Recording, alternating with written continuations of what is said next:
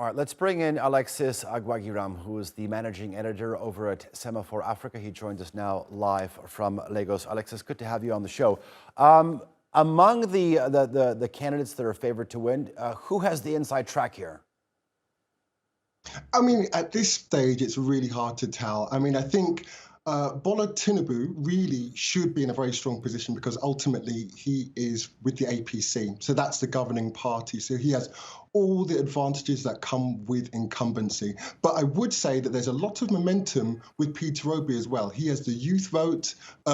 It can be slightly distracting because on social media, you would think he's more popular than he actually is in reality because there are lots of people who are digitally disenfranchised. So people in the north, for example, are less likely to vote for him, but they're not showing up on social media. That said, he has a lot of momentum too. So I would say between Tinubu and Obi at the moment, those are the ones that seem to have the most traction. Okay, since you mentioned the youth vote sort of inclining to vote towards Peter Obi, I want to bring you up this particularly vital demographic because the country has the largest population of youth in the world, and about 70% of the population is under 30. So this key demographic is certainly going to play a determining factor in these elections. Why are they more inclined to vote for Obi?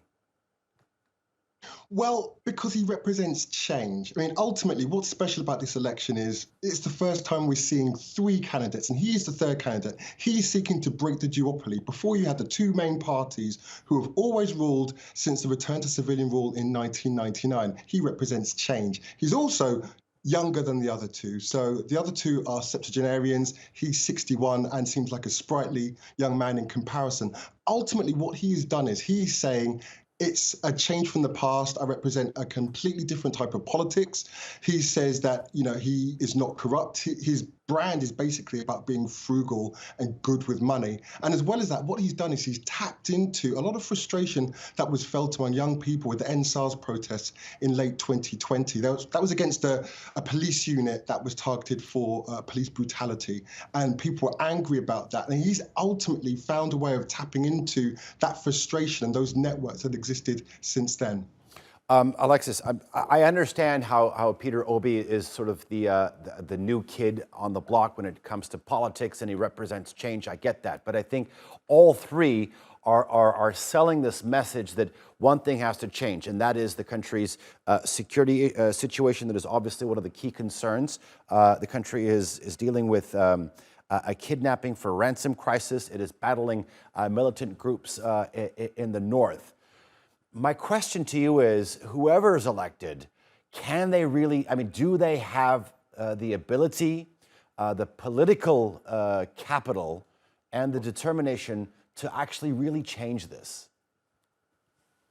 It would be a huge, huge challenge for anyone who takes this on, because ultimately it's going to take years. This is a matter of systemic rot in terms of the security agencies, in terms of the police, in terms of the army. They have essentially been degraded over time, and those capabilities need to be built up. So even if they were determined, it's hard to tell where political bluster ends and actual policies begin and sincerity begins.